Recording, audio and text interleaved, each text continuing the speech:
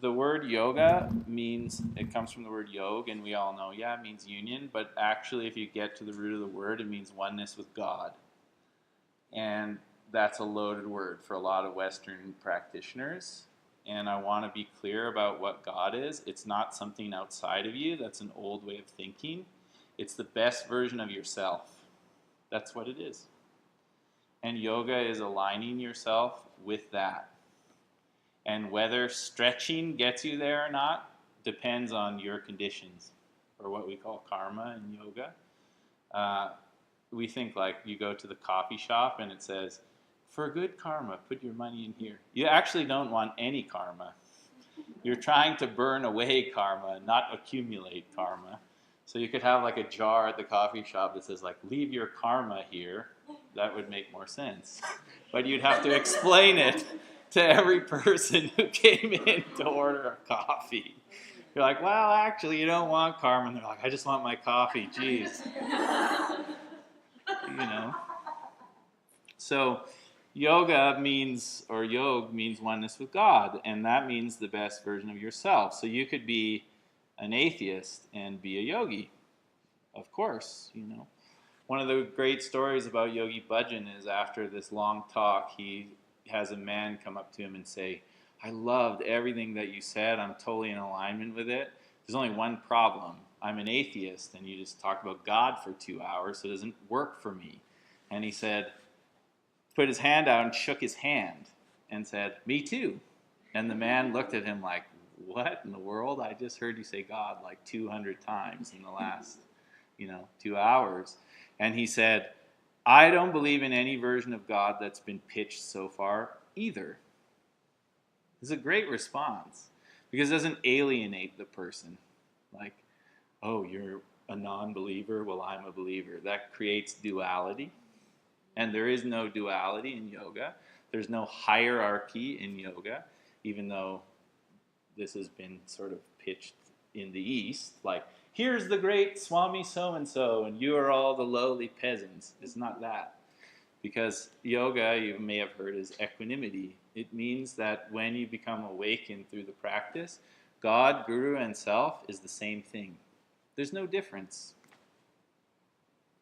Okay, so we got that out of the way. Doesn't matter if you're flexible or not. You may find that standing on your head connects you to the best version of you. You might find that.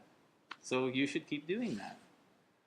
But if you become neurotic about exercise and you feel like someday when I look like this, then I'll be happy, and you just keep doing that, develop all kinds of neuroses around food and exercise, and you're challenging to be around, it's not yoga. Even if you're on the cover of Yoga Journal. It's about you aligning yourself with the best version of you. That's it. And Kundalini Yoga, the way Yogi Bhajan taught it, is about removing, or not really removing, I was talking to Mario before this, you probably will have every single neuroses that you started Kundalini Yoga practice with, even after 20 years. The only difference is that you'll know how to manage it. But it's going to keep showing up. I heard this guy on Rich Roll podcast say that he's been sober for 25 years, and on a sunny day, he still hears in his mind, we should go for a beer. 25 years. He knows he shouldn't go for a beer. And his mind is saying, well, there might be a loophole. So the neuroses don't go away, but you learn to manage them. And what seems like real, capital R real, or like these big monsters, turn into these tiny little, like annoying trolls or something hanging around. So yoga really is the practice of living your truth. And today we're going to talk quite a bit about truth. And the interesting thing about truth is that it's very difficult to be honest with yourself. And it's very easy to be honest for others. You hear people say like, oh yeah, you look terrible like that. What? I'm just being honest. You hear stuff like that. That's not honest. It's hurtful. You have to find some way to be clear. And the only person that can really be truthful in your life about you is you. Unless you have a good teacher. But you have to be very, very, very careful about who you take advice from. Because you'll always find somebody to rally behind these neuroses or these reasons why you can't do something. If you're not conscious about who you take advice from. You know? Like I always say to my partner, she's gone out with some girlfriend she hasn't seen for a while, and then she comes back with all these ideas. And you think, are those really the people you want to take advice from? And then she starts looking at what's going on with them and why she hasn't seen them for a long time. And then she goes, actually, no. You have to be very, very, very, very careful about who you take advice from. And even in a setting like this, like my recommendation for you is to put everything I say to the test. Not believe it because I said it. And the most important thing in the yoga practice or spiritual practice is to listen to your own voice. Empirical wisdom is the most important component of a yoga and meditation practice. What does the word empirical mean? It means beyond theory. Like if you know something to be true, don't doubt that. If there's a doubt or a question, test it. You have to do the test. You're like a scientist. And if there's a ton of doubt, then you could look to the past. Some idea, scripture, some exercise, so-and-so did this. But that's at the bottom of the process.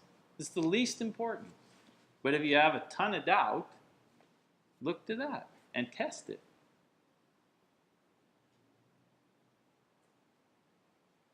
Because we're living in an interesting time where in the Vedas it said during this time in the Kali Yuga where we live now, truth will be what you can convince somebody of. Is that not happening in like popular culture and the news and the media? I mean, it's all happening. I get on my phone all the time, it's like, Donald Trump lied 14 times in his speech today. Like that's the update that's coming out of my phone. That's the times we live in. I was reading something with George Carlin I put on my Instagram today where he said, if you trust the government, you probably failed history class. It's a great, great saying. It's like, you have to be discerning. And not be afraid. This isn't about being afraid.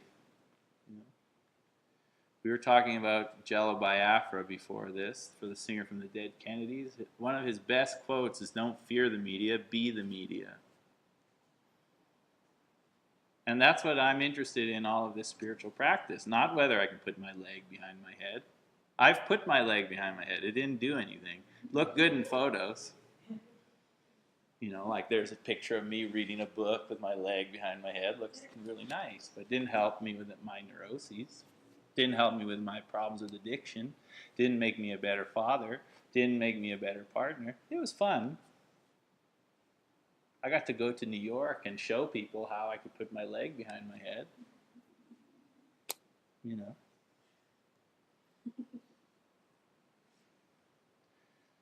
But the idea is to deal with the negative self-talk, which can be very convincing inside your head. Like if you wake up every day and you're like, I'm amazing and the whole world is equal to me, you don't need this stuff. If every moment of every day you're like, I'm amazing and every person I meet is equal to me, skip the class. Teach the class. How do you do it? Because we're born with these minds that operate in the two dimensions, duality. Good, bad, right, wrong, love, fear, this, that. And it's constantly processing like that. Your mind is born like that. Even my daughter's 5 years old. She does stuff like that. I hate school. She's 5. She goes to kindergarten. What is there to hate? And I'm not saying you should get rid of that. But we know that the pull of the mind, if it's negative, it holds on to things for a long time. Like Velcro. Right? If you said, Tiaga, Prem, that was the worst class I've ever been to and you're a real asshole. And then I went home to Vancouver, I would think about that for probably 10 years. I'd be like, remember that time I went to that place where the stereo didn't work and the student called me an asshole? You know? You hang on to stuff like that. Even my daughter, like, she's like, so-and-so said they didn't want to sit beside me in school. And then, like, that's something that she could potentially carry for her whole life. What did you say? Oh, I didn't say anything. Okay, well, whatever. You don't know what happened to her earlier in the day. Maybe she had a rough morning. It's probably just her karma.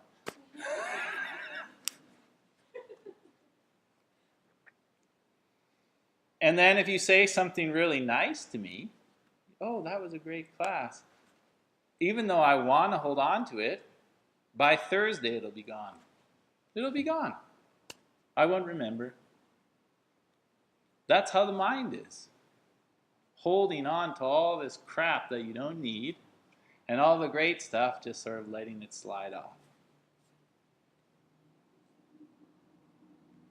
And our teacher, Guru Singh, he said, I learned a long time ago when I go to board meetings not to listen to the people who don't like what I say and not to listen to the people who like what I say. I don't listen to any of them.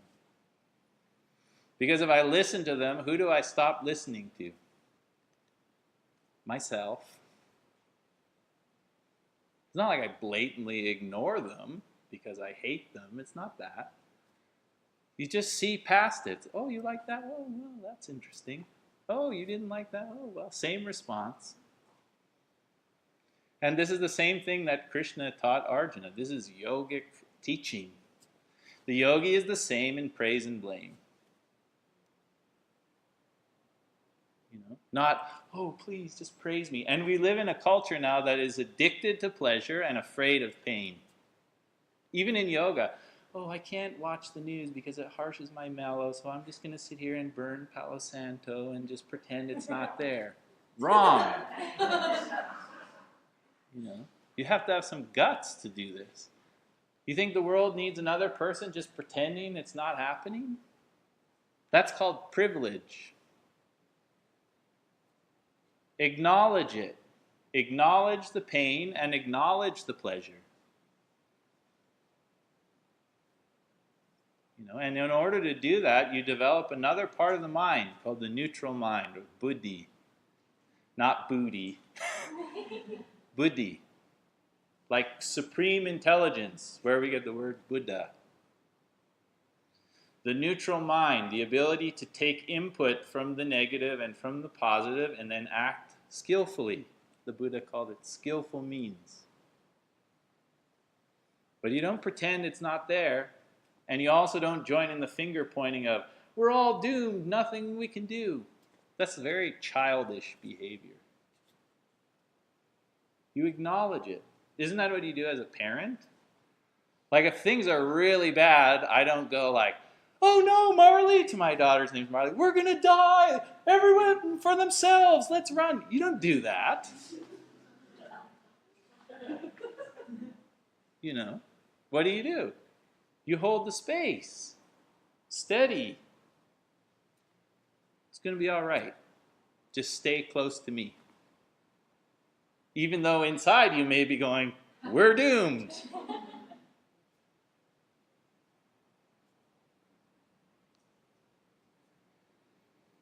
And if you get caught up in this two-dimensional way of viewing your experience, your karma, then you really get wrapped up in somebody's got to be right and somebody's got to be wrong. And it's me who's right, and it's all of you who are wrong, or whoever I like is right too. And you know. And then blame sets in if you let it happen long enough. The neuroses is blame. It's your fault that I'm like this. That happens with addicts, right? The addict starts to heal when they take responsibility for it. They don't blame their mom. They don't blame their grandparents. They don't blame the dealer. They don't blame the system. They don't blame anybody. I did this, I'm sorry. That's the beginning of the healing process.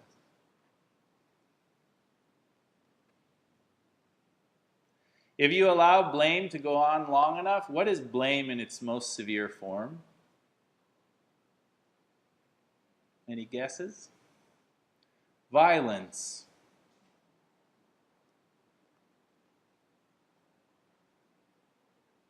You see it. It's happening now. Your parents did this to my parents. Your grandparents did this to my grandparents. And so now I'm going to do this to you. And it just goes on until you forget who started it. And there's no end in sight until somebody goes, I'm not going to do this anymore. This stops with me.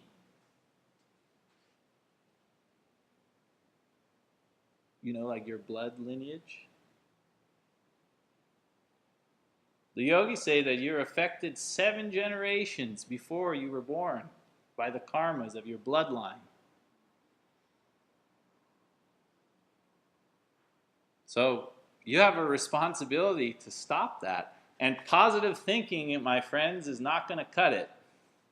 There has to be an experiential component because of the pull of the mind. It's full on.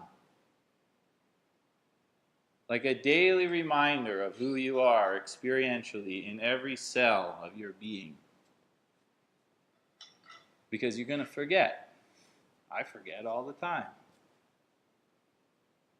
I forgot while I was trying to figure out how to pay for parking over here in Calgary this afternoon. I had to phone the thing 25 times and then I get a parking ticket still. Ah! Oh yeah, I'm the infinite self, everywhere at once.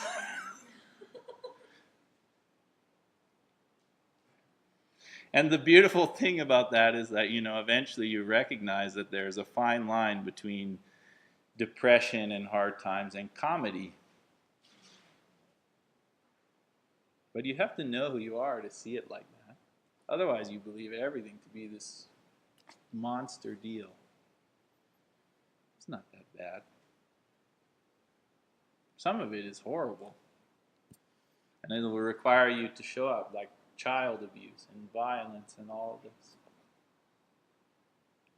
But the interesting thing about all of that is every child is born with infinite value. No child is born as like a half-rate child, a discount, sale bin child. It's not real. So what happens when the child starts believing that they're not of infinite value? What causes that? Their karma. Maybe they're born into poverty. Maybe they get through all the early years understanding who they are. And then they turn 13. Who knows? There's all of these conditions that happen that cause you to forget who you are.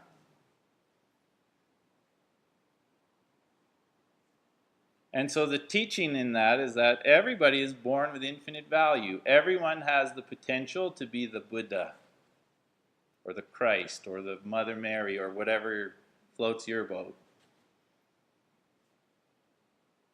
But it requires you recognizing and acknowledging who you are in relationship to your conditions.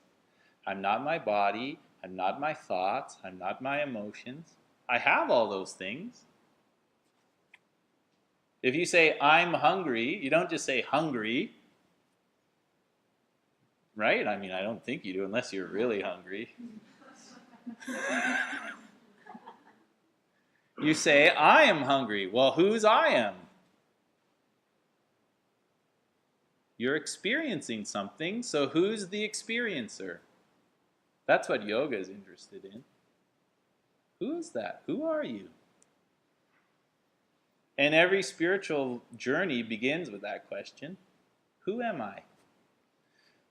Whether you're earning 6-figure income or whether you're on crack.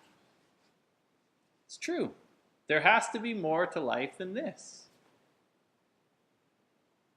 And you begin the process of remembering the infinite worth you were born with. And this is where this lineage of yoga comes from. The Udasi Yogi Guru Nanak, who said, you were born with infinite worth, you have infinite worth your whole life, you have infinite worth even now, and you will always have infinite worth. And whether you acknowledge that or not is up to you.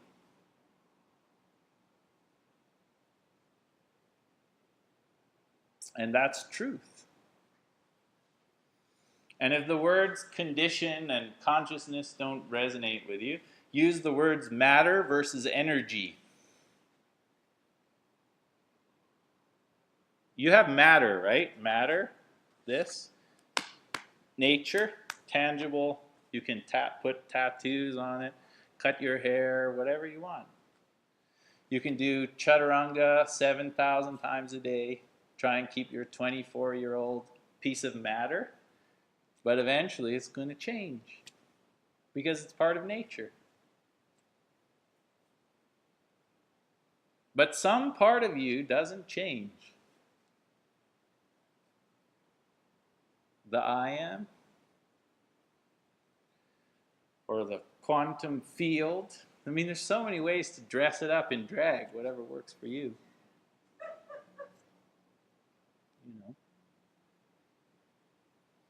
And the idea with meditation is you keep putting your foot in the quantum field. What is the potential of energy in the quantum field? Infinite. It's God. And where's God? Everywhere. And who's God? You are. It's not out there. How could it be out there and you're over here? That's duality. It's finite.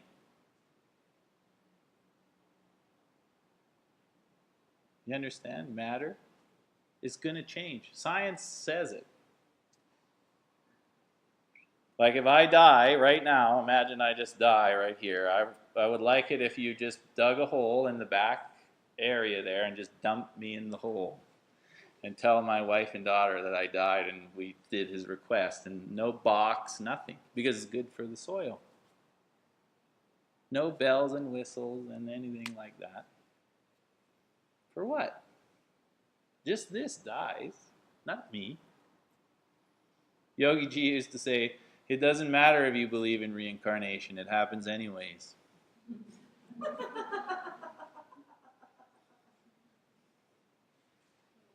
You can believe it if you want. You cannot believe it. You're going to turn into something else. And if you're a teacher, a yoga teacher, you better really keep your integrity. If you don't, you manipulate and exploit others, you'll come back as a cockroach. That's what I heard, anyways. So we do this work with the nervous system. That's what we need during these times. Put your hand up if you're not really feeling much pressure in your life. Nobody. There's a lot of pressure. So you need some tools to manage the pressure. Because stress is a natural part of matter. You can't take stress out of nature. It's not possible. It would be like praying here in Calgary that it would be 27 degrees every day for the rest of the year. Is it going to happen? If you get up and do sadhana every day, will it happen? No. If you be nice to your in-laws for the whole year, will it happen? No. Right? So you're going to feel the stress of nature. And then you meet these yogis that are like 70, 80 years old, 90 years old. They appear ageless. Why? Because they've developed a system where they decide how much stress passes through the matter that they live in. The piece of earth that you rented when you were born, it's called your body. It's on lease. You have to give it back. Did you know that? You do. And you have to take care of it. Some people get like a nihilistic view. Well, if it doesn't matter, then who cares? I'll just do whatever I want. Have you ever rented a rental car and just done whatever you want? what happens? Eventually you have to pay. That's called karma.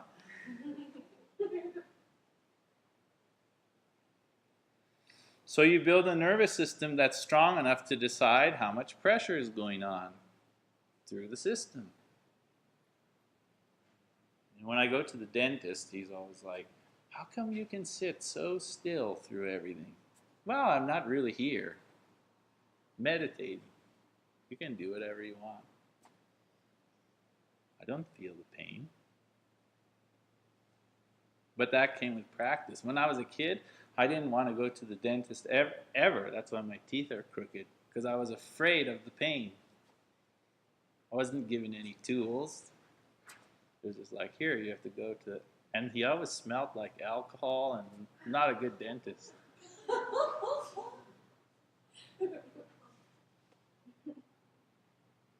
You could get braces. It would fix your crooked teeth. No thanks. I like them that way. It's more punk rock. And then you start to develop some techniques to keep the glands functioning properly. That's also how you manage stress. Most of the people who come and see me for one-on-one support have an adrenal gland problem, a thyroid problem, or both. Men and women.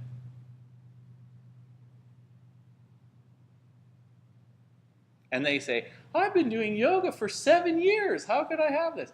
Well, how many times did the teacher mention the glandular system? Well, never. Well, there you go. The yogis, when all of this stuff started getting passed down, it was all about the glandular system. How does the pituitary gland work in the hypothalamus in relationship to the thyroid, the adrenals? Even people who are in their old age and have dementia, the dementia is caused because hormones aren't being produced correctly. Where do hormones come from? The endocrine system.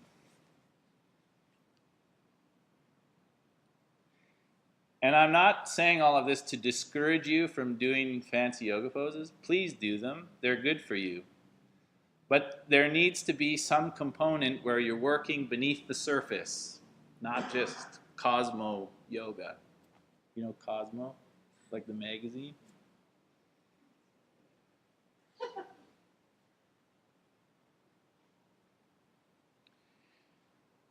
And then you develop mental clarity through meditation. These are the 4 main things I'm talking about. Nervous system, glandular system, meditation or mental clarity, and the last one is self-love. Not someday then I'll be happy. Right now, bless yourself. You were born with infinite worth. It doesn't mean you don't have to do any maintenance. You know, the poses are like sweeping the floor. You have to sweep the floor of your house. Otherwise, it's filthy and the rats will come in. Well, do you have rats here? I don't know. We have rats in Vancouver. Mice will come in. Tiny rats. You know, one time when in the summer the rats come when there's construction, they're called roof rats. And one time I was coming into my house and I was very quiet because I was by myself. I didn't have my daughter. And we have a window right next to the kitchen table. And I flicked the light on, but I was moving really quiet, and there was a rat with a tomato in his mouth like this. And he looked at me, and I looked at him, and then he threw the tomato and jumped out the window. I'm out of here, see ya! Like, oh, that's a little bit unnerving. Guess I won't be eating this tomato. But self-love, and self-love is usually developed through devotion to God. Who's God? You are. Do you wake up in the morning and say, I love you so much, you're so beautiful, bountiful, blissful, let's have a great day together? Maybe not. Instead, you try to correct some problems with your piece of matter.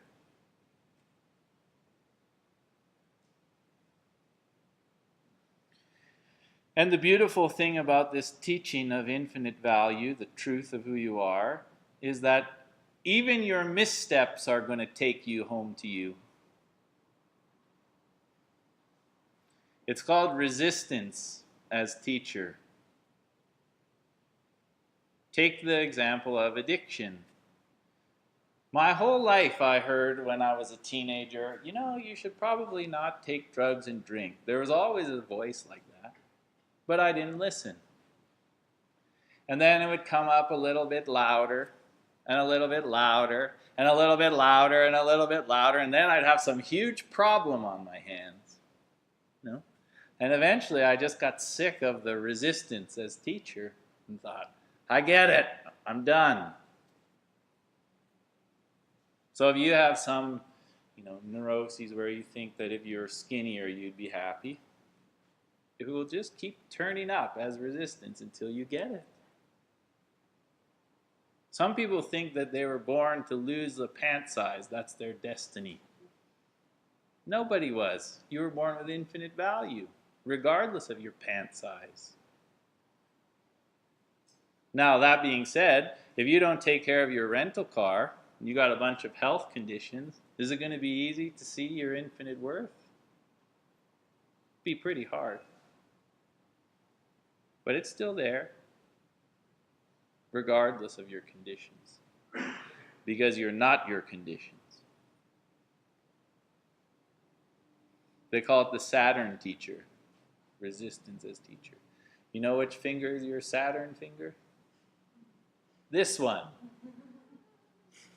Oh, you're not going to listen to your infinite worth? Let me teach you a lesson.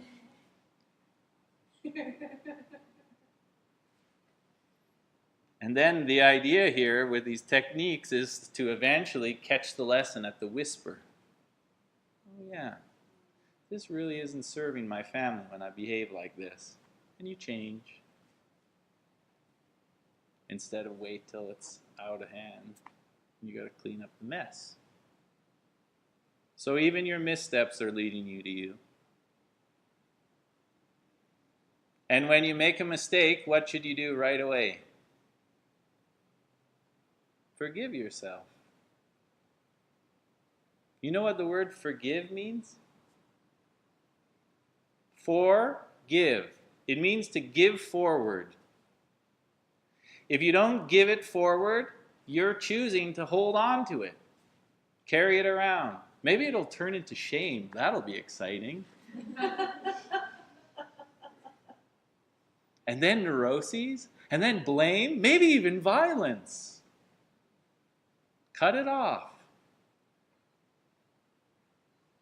Forgive. I often talk about this radical concept that there is nothing going on planet Earth right now that is beyond forgiveness. But what about, you hear the mind, right? The dualistic mind say, yeah, but you can't mean so-and-so. Yeah, I do. How can I mean so-and-so? We agreed that all children are born with infinite value. None is born a dud. So the person is behaving like that because of what? Their conditions, their karmas. Something happened. That's why the most effective meditation that the Buddha gave us, that anyone can do, it's very simple, is called the loving kindness meditation. Before you do anything, you say to yourself, may this person be happy. May this person be free from suffering. And then you act. That doesn't take any time at all. And it doesn't mean that you're not direct. Sometimes you have to be very direct.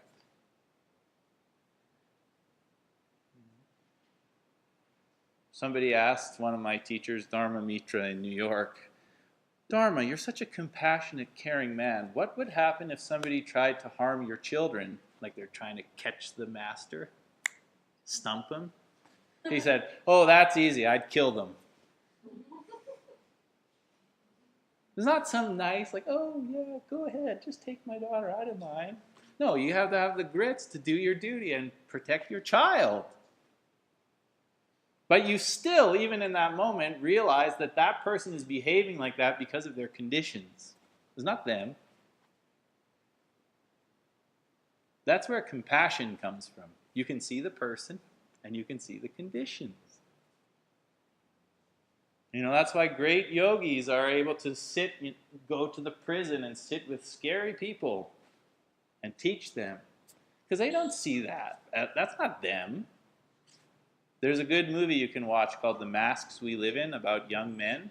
Have you seen that movie before? It's really good. And they go into this detention center where all these young men, teenagers, are in there for violent crime. And they find this common thread that every single one of them, without fail, had an abusive father and a father who said, be a man, we don't cry in this house, don't do that, blah, blah, the whole trip. Not one of them was like, oh, my father was really supportive.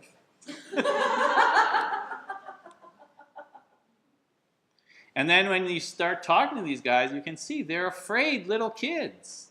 That's why they behave like that. They're not bad. They need support.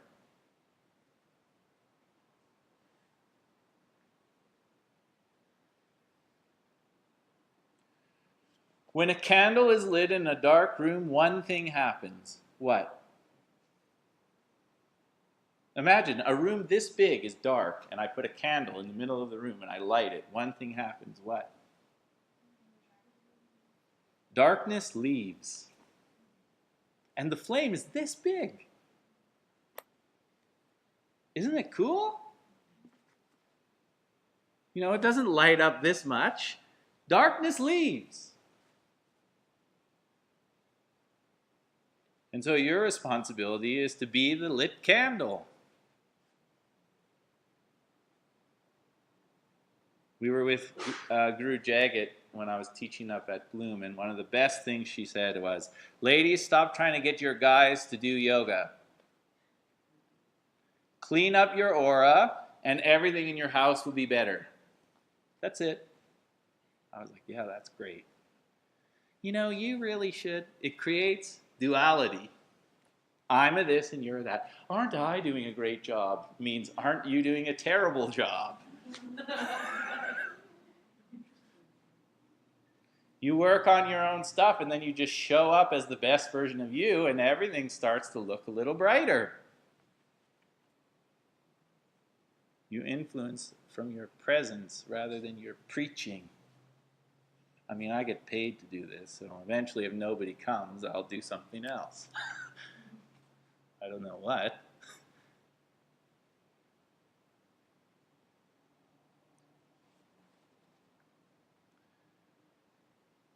So show up as a light to deal with the darkness of this suffering world. Here's a question. What is the most beautiful thing that the Creator has created in your life? You. And still most of us want to be beautiful someday. And that's the root of most of our problems. Even these young men that I'm talking about. Nobody told them they were beautiful. That they were born with infinite worth. That they deserved to be happy and everybody around them did too. You tell that to a child, they get it. And you tell them otherwise, it creates all this resistance. Trying to correct your poor behavior as a parent.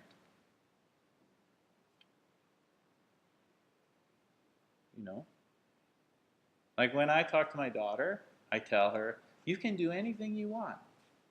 You're amazing, strong, beautiful, courageous. Just be you. Do you talk to yourself like that? No? Some people talk to their kids like, well, if you get good grades and you do this and you do that and you bring home the good report card and everything, and as long as you do all those things, then you could be happy and that would be okay and with me, and No, be you. Be you. Be happy as you, and that other stuff, we'll figure it out. We have to change, and it's happening. How we even learn. You watch the child. Oh, yeah, they're like this. And then you just start putting things just out of reach for them. That's what a good parent does. You encourage them and you cheer them on, and then you just put things just out of reach. Not so far out of reach that they'll never get it. And you don't just keep handing it to them. Oh, there you go. You're so, just out of reach. Because what happens when the child grabs the thing? What do? Dad, look what I did. I grabbed the thing. It's a weird analogy, but you understand, right?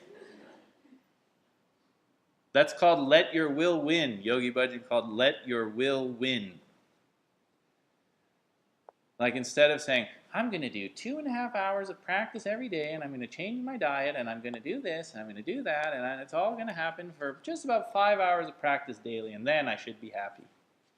And then when you don't do it, how do you feel? Terrible. But if you say, for the next 40 days, I'm going to do the loving kindness meditation for 5 minutes before I do anything, and you do it, how do you feel? Pretty good. That's called let your will win. And you put it just out of reach. That's called let your will win. And when you let your will win, your aura will expand. Your value, self-worth. Look what I did. I'm amazing. I applied for school and I got in, and or whatever it is. Doesn't matter. You decide that. And then you do it as you. No excuses. No blame.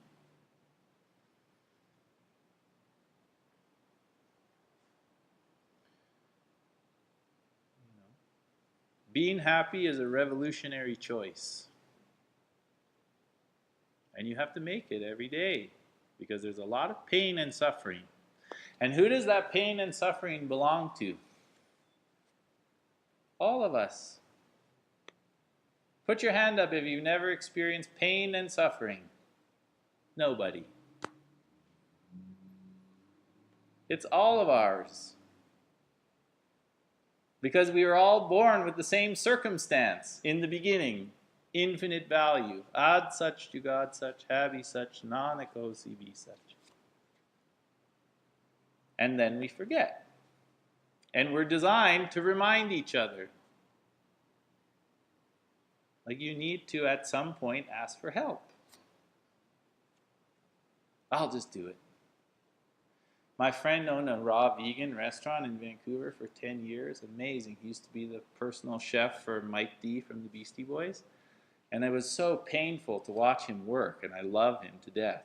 But he would finally get an employee who stuck around, and they'd be chopping something, and he'd be beside them, and he'd be like, actually, I do it like this. Here, can I show you? And then the next thing you know, 30 minutes later, the person is like sitting in a chair, and he's doing the job. And then after 10 years, guess what he had to do? Close the business. Why? He's exhausted because he can't get any help. He won't allow it. You know you need help. You're designed like that. You know how I know you need the support of someone else? Look down in this area. What do you see? It's called a belly button. You were born like that, relying on the support of somebody else.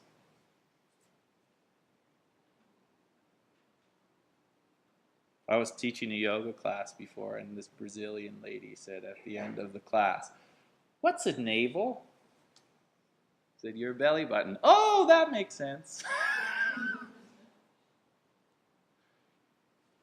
We call Kundalini Yoga the Navel Academy. Strengthen your navel. But in order to take this revolutionary choice of being happy, it's going to take grit and staying power.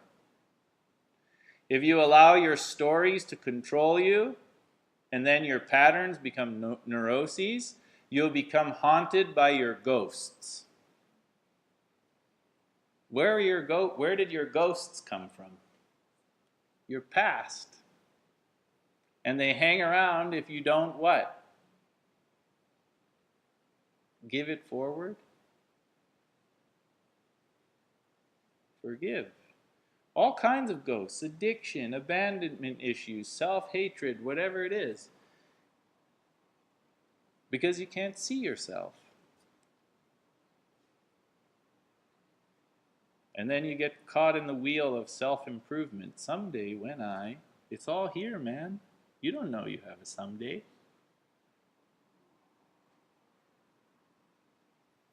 I could walk out of here after this thing and get run over by a car. Life would go on. My matter would just become something else. But here I am in a human birth. You won the lottery. You have a human birth. Don't waste it. It takes 84 million lifetimes, according to the yogis, to get a human birth. And you know how many it takes to become awakened? 84,000. And the fact that you came here on a Sunday night means that you're well on your way. If you weren't well on your way, you would come in here and see the guy in the turban and be like, fuck this, I'm out of here.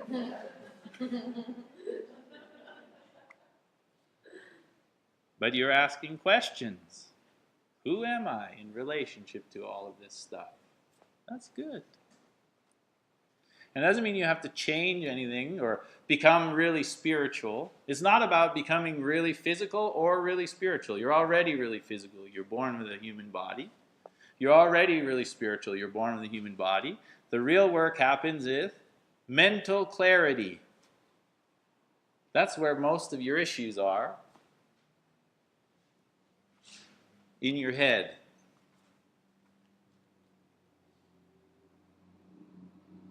And if you get really spiritual and it clears your head, great, do that. And if you get really physical and it clears your head, great, do that. But Patanjali said it right from the beginning of all of this stuff when they started writing it down. Yoga chitta vritti nirodha. Yoga is the end of mental bullshit. Paraphrasing. This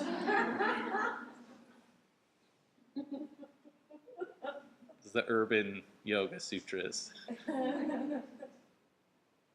But it has to be adaptable. I know, I've seen Fiddler on the Roof. I know how it goes. That's an old movie. Some people are like, what is that? But when you see yourself, you'll trust yourself. And when you trust yourself, the world will trust you. And if the world trusts you, guess what comes along with that? Prosperity. It's true. If you can't be trusted, guess what's going to show up to correct you? Resistance. Don't you know who you are? Why are you doing this? Well, I'm doing it so that I can get more of this or feel happier or validated by this relationship or by this whatever.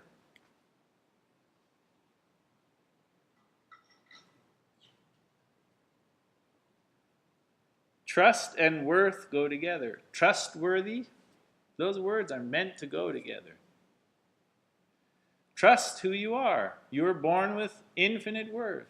You were born with unlimited beauty.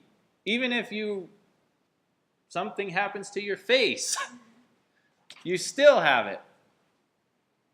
Some people are walking around and this is who they are. This, right here. That's it. Some people are walking around and this is who they are. That's it. And then you elect them as President of the United States. Just a walking genitalia.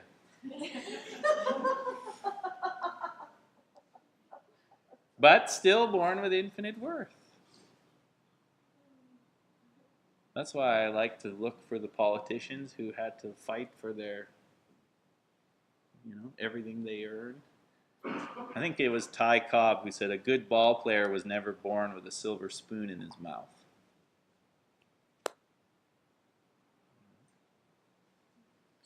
I joined the NDP party just so that I could vote for Jagmeet Singh. Not because he has a turban, but because he wasn't born with a silver spoon in his mouth. And he knows what it's like to be pushed aside because he looks different. That's the person I want to be as a politician. Because they're not going to say, oh, well, we'll just marginalize them and marginalize them.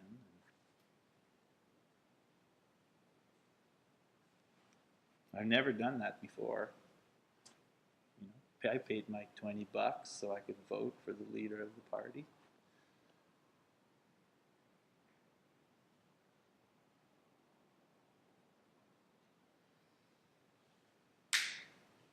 You know what the word prosperity is? It means in favor of spirit. Pro means in favor of. Spirit, or spiritu, where it comes from, in favor of spirit. It means living a life in favor of you. And these four things that we're here to talk about today go together. Truth. It means be you. That's the truth. Satanam. Truth is your identity. Who can take that away from you? Nobody. Who gives you the authority to be the master of your life? You do.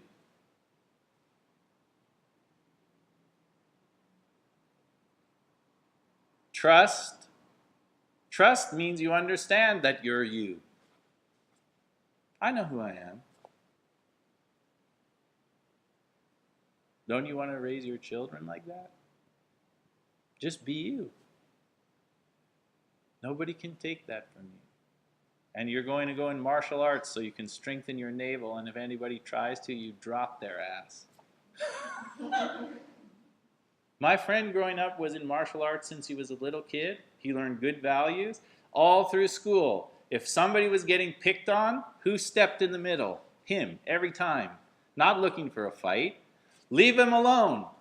Well, blah, blah, blah. Okay, well, fight me. Well, we're not going to fight you. All right, then get lost. Then it's done. That's called a strong navel. And you teach your children that too. Not just, if somebody picks on you, tell the teacher. If somebody picks on you or anybody else, stand your ground. Don't be scared. It's just matter. I tell my 5-year-old daughter to tell the people who bother her at school, get out of my aura. Somebody at this course I was teaching last week said, that's so Vancouver. I don't know. I think it's human, but whatever.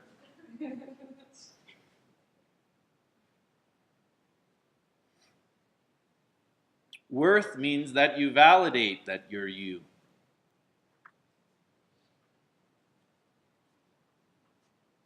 And prosperity means that you live in favor of you. And it's not greed. You know, one of the great spiritual practices of this lineage is to feed people.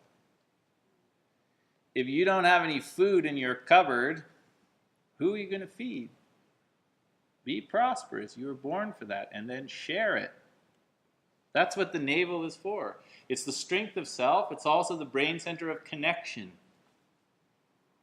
You relied on somebody to feed you for you to be here. Now you feed everyone.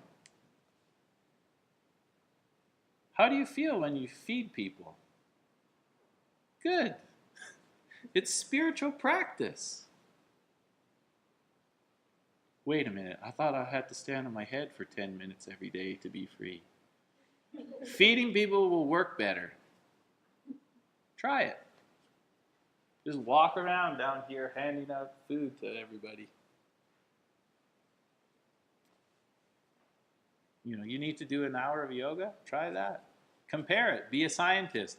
Do an hour of stretching and then do an hour of serving food and then just weigh it out and see what works and what doesn't. With no wrong and right, just test it.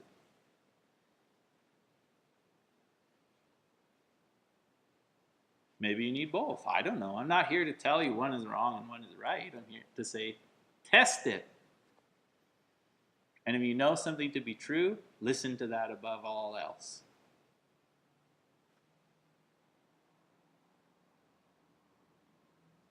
All right, the next part of this course, you're going to get into a group, maybe 3, 4 people. Go.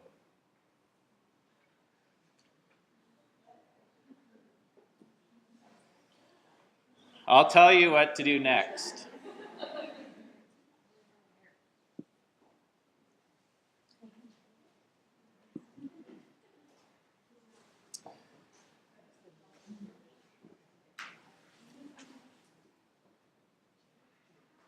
Okay, everybody in a group with 3 or more people. Yeah. All right, now what you're going to do for the next 10 minutes or so is you're going to talk about your story. I know it's awkward, but you're a yogi, so get over it. You're going to talk about your story, and you're going to talk about what shows up in your life that keeps you from you. The best thing about this is when you share this stuff, you realize that even though your mind tells you otherwise, you're not the only one thinking this stuff. Everybody is. So be brave, be bold, be you. Go ahead.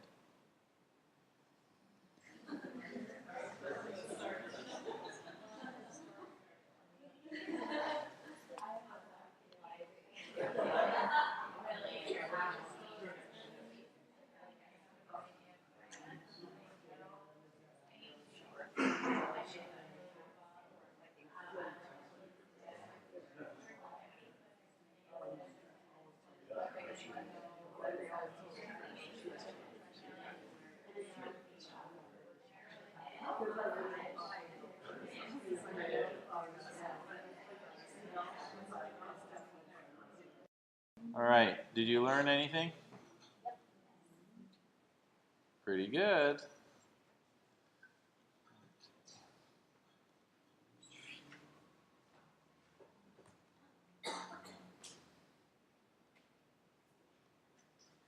So we've agreed that there's a lot of pressure and that these are challenging times and that the mind needs to be cleared in order for you to see who you are. And we'll do an experiential part of that after this.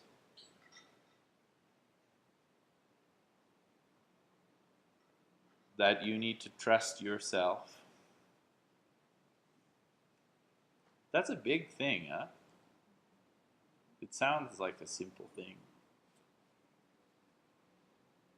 But it can be a real challenge. Like I said at the beginning, it's difficult to be honest with yourself. It really is. You can be honest for somebody else. Some people do it for 20, 30 years in relationships. And then they end up 20, 30 years saying what? Who am I? You see, that's the beginning of the awakening.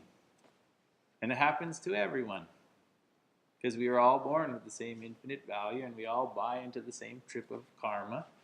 And when you see all of this, the teaching of Ram Dass comes through so clear where he said, we're all just walking each other home.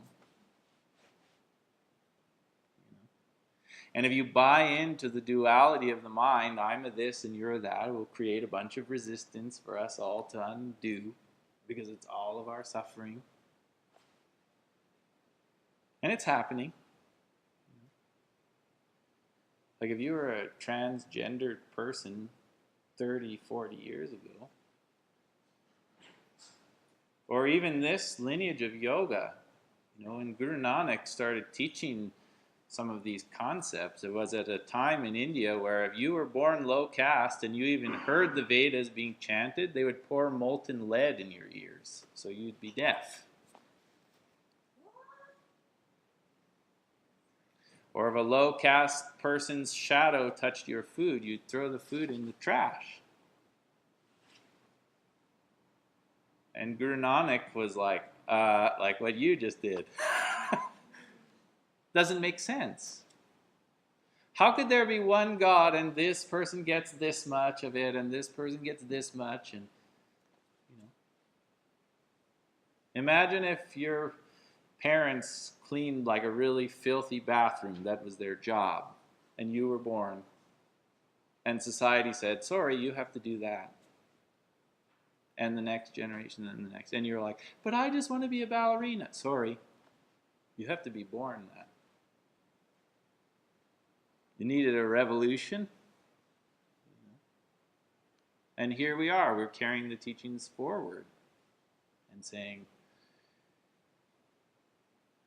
you're the light inside the lampshade. That doesn't mean that you deny the lampshade. You celebrate your lampshade.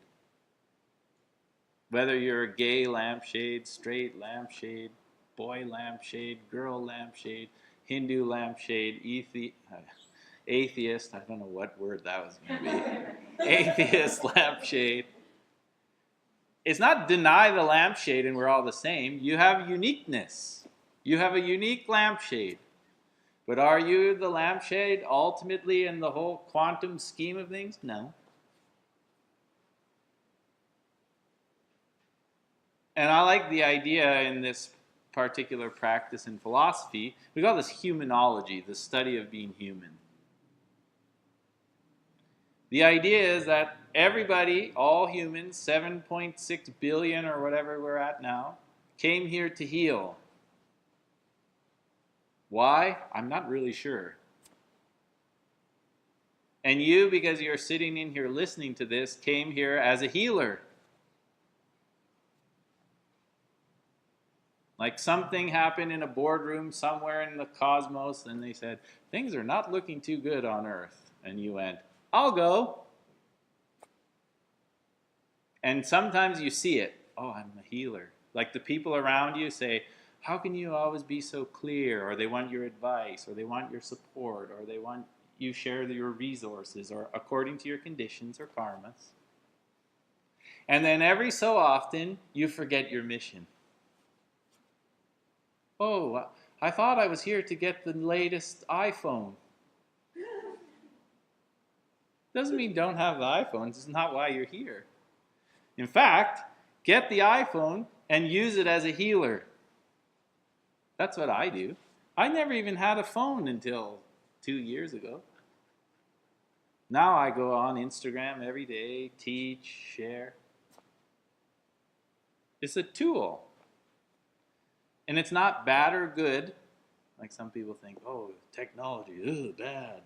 Or, oh, it's all, some people pay $1,000 for the iPhone 10 and then complain about eating organic food. It's too expensive. Right?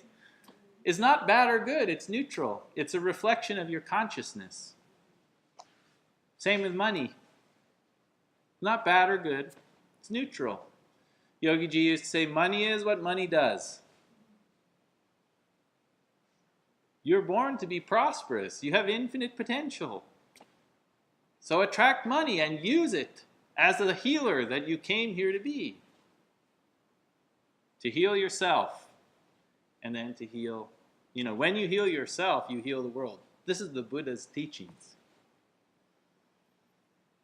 And when you harm yourself, or you shit talk yourself, or you belittle yourself, you belittle the world. There's no separation. The Buddha called it Maya, the illusion of separateness. If your parents gave you that name, they probably weren't Buddhists. We'll name her the illusion. It's like A Boy Named Sue by Johnny Cash. You name them the name to get them tough. Here's a real doozy of a name. The illusion of separateness. Right? So you start to work as this healer, healing yourself. You see who you are. You let your will win. You acknowledge your worth. You keep your heart inspired. You bless yourself daily. You align yourself daily with your infinite potential. Some people aren't going to like it if you do that. What's her problem? She's happy all the time. It drives me nuts. People say shit like that. But it doesn't affect you. Why? Because you're unaffected by praise and blame. You're just being you. No big deal.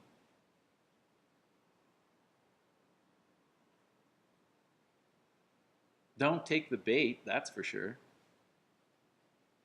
I am not always like that. You are always like that. I'm never like that. And then there you are in duality again.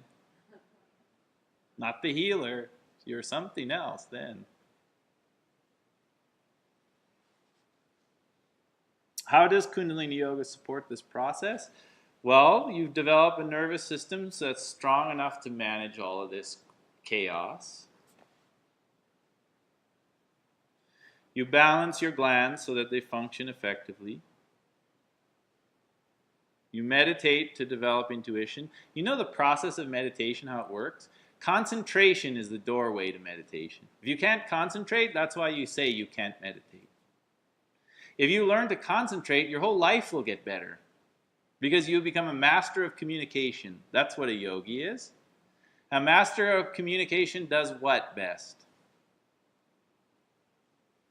Listen.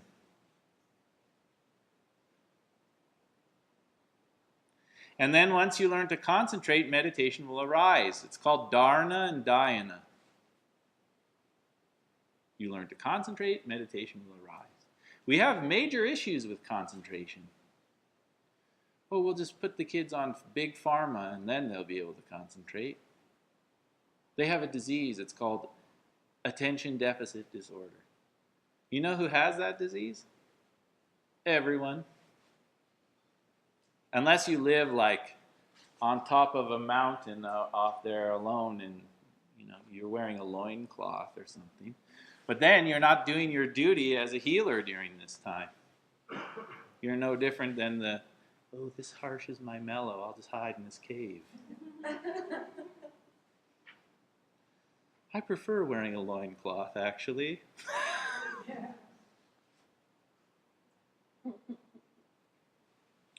And then from meditation, what comes? Intuition. Intuition is the ability to see the unseen or know the unknown. Also known as empirical wisdom. There's no logic to it. It doesn't make sense. I just know. How can you know? I just know. What are you going to do?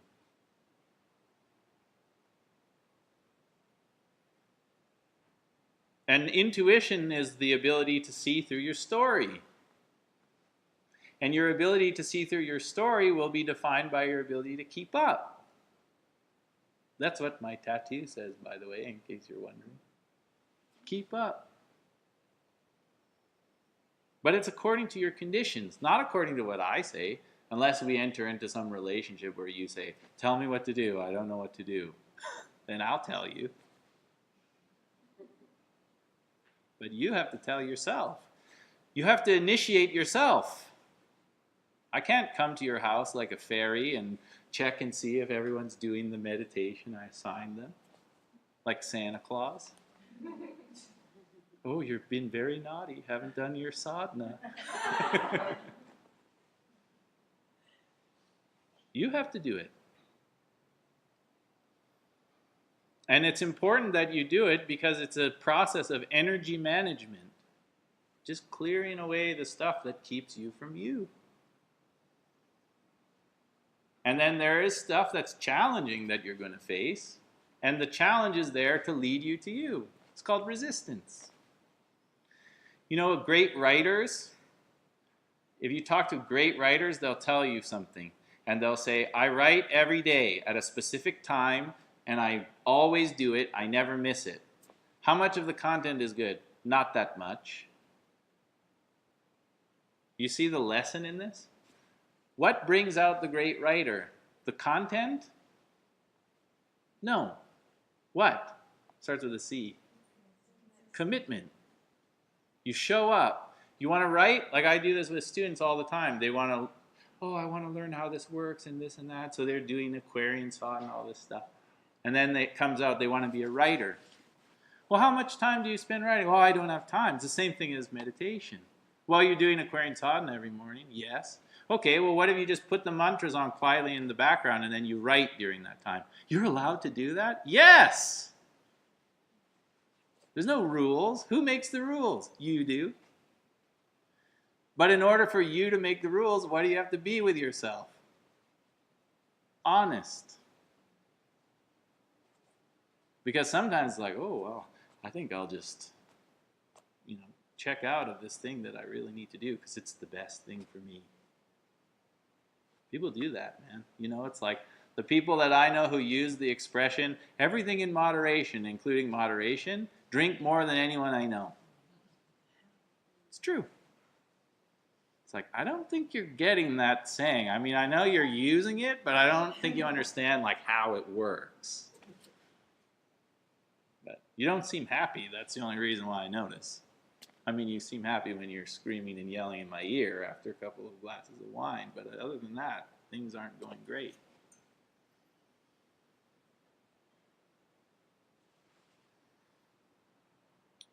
And Nikola Tesla said, if you want to find the secrets of the universe, think in terms of energy, frequency, and vibration.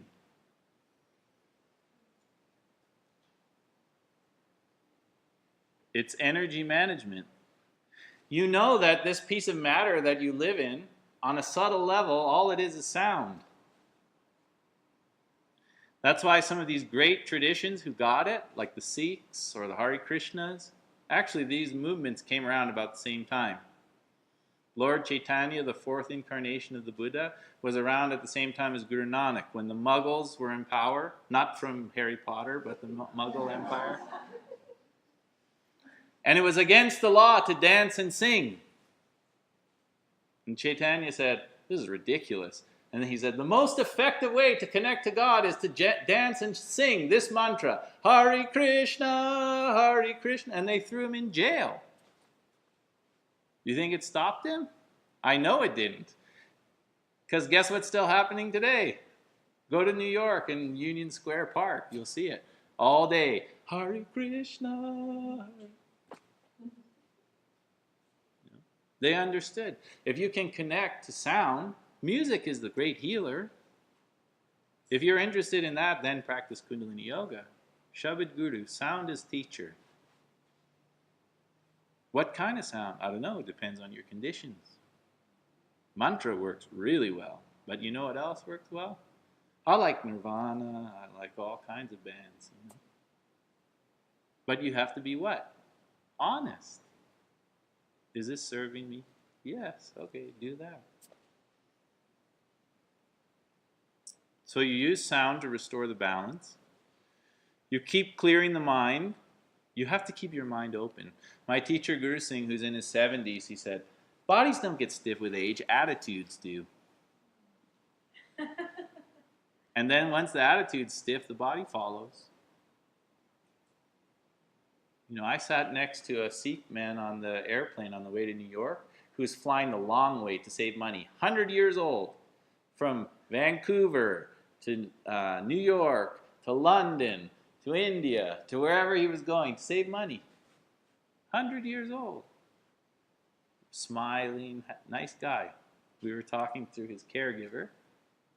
I said, what's the secret to your health? And he said, I do Ashtanga primary series every morning, drink green juice. No.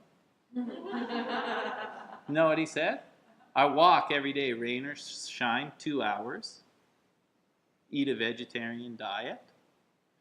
Take a cold shower, say my prayers in the morning. And after supper, I do alternate nostril breathing. That's it. It's very practical. And there's no shooting yourself in that. You just pay attention. This works. Okay, do that.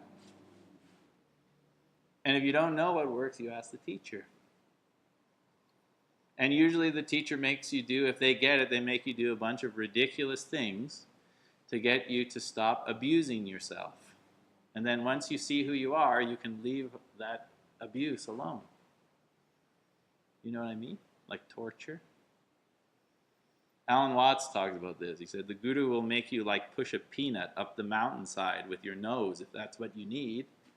And then eventually, while you're doing it, you go, this is ridiculous. I know who I am. I don't need this anymore. And then the guru says, great! You came off the trip, man. Awesome. Here we are. We're both God. Let's have a great time.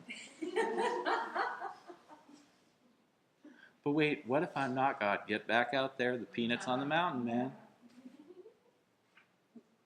And you do practical, whatever it is. Do Pilates, do yoga, do feed people, do what? I have no idea.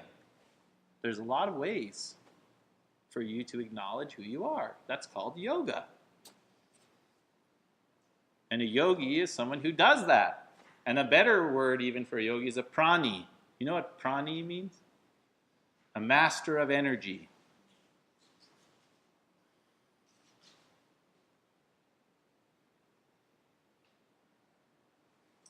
Tesla said it, Einstein agreed, science proved it. It's a known fact that everything, including your body, is made up of energy, vibrating on different frequencies.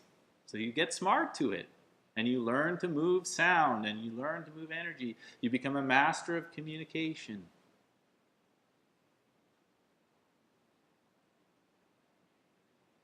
And that being said, it seems logical to wonder, how can sound frequency affect us?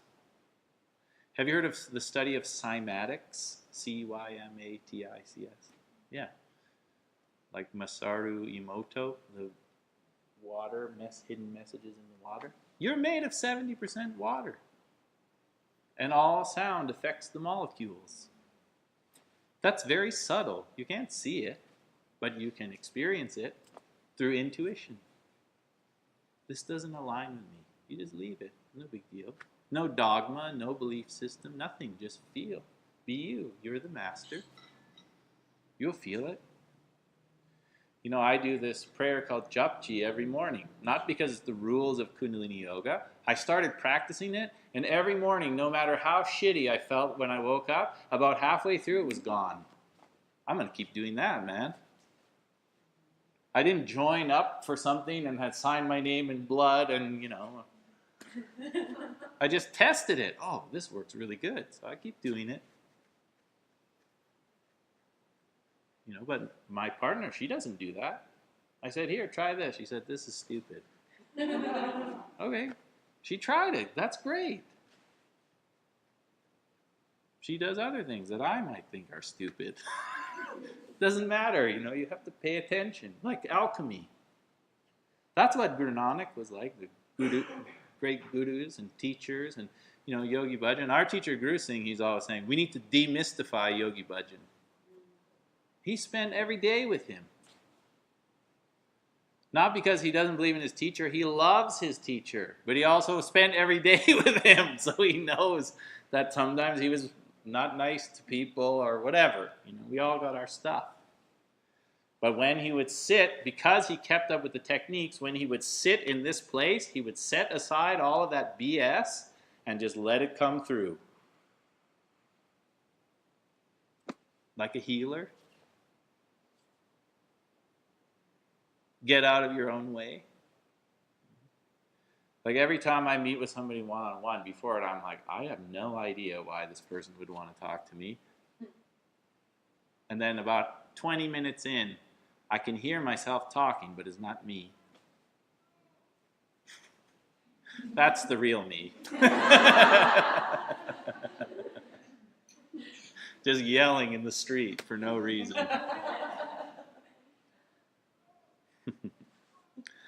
But cymatics, right? He's right on time. Ram Dass said, if you look close enough, everyone's the guru. That's the idea here. You see the conditions, you see the person. You see the matter, you see the energy. You see nature, you see the guru. It's all over. It's everywhere. And a yogi sees sameness everywhere. That's what yoga is. It's equanimity. It's a level playing field. It's not somebody training. I have more power than you, and you have this and this. You know what I mean by somebody training? I'll pretend I'm somebody, and you'll pretend you're somebody, and we'll just sort of fake it until we figure out it's not real, and then we are happy.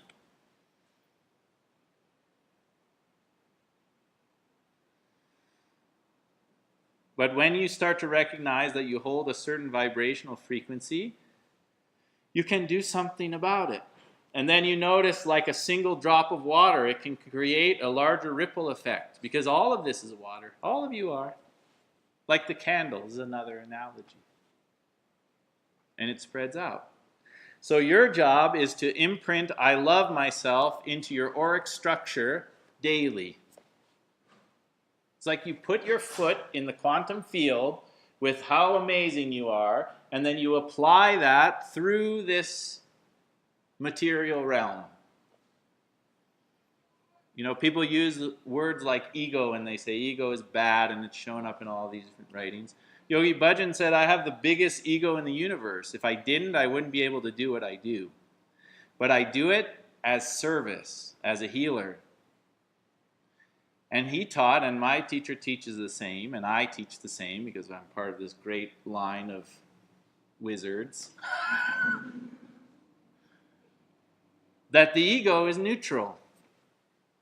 It's the glue that holds it together. It's a reflection of your consciousness.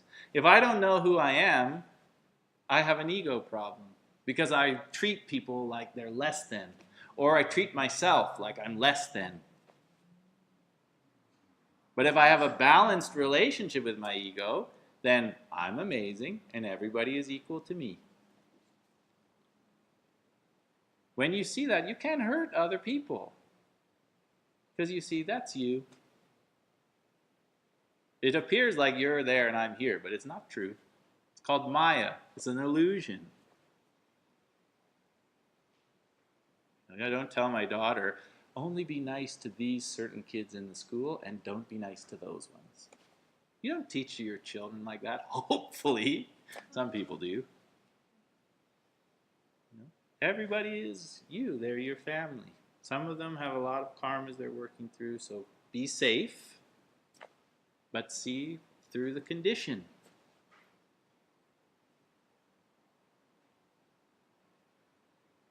But if you can imprint this I love myself into your auric structure, man, the world will change, especially women. If you identify as female during these times, you carry the vibration of the future.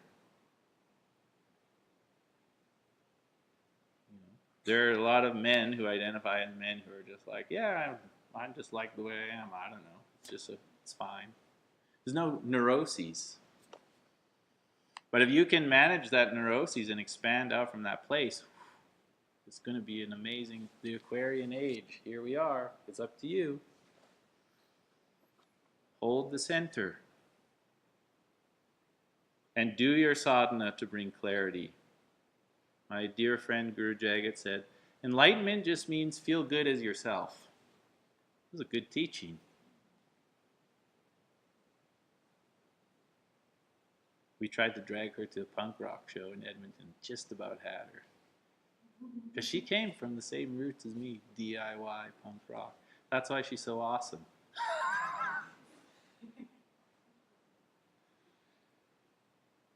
She's got grit. So if you need to go to the restroom or anything, now would be the time to do it, because when you get back, we're going to put some pressure on the system and maintain an I love you imprint through it all. So take maybe, we'll come back at 7:25. That's 8 minutes. Satnam.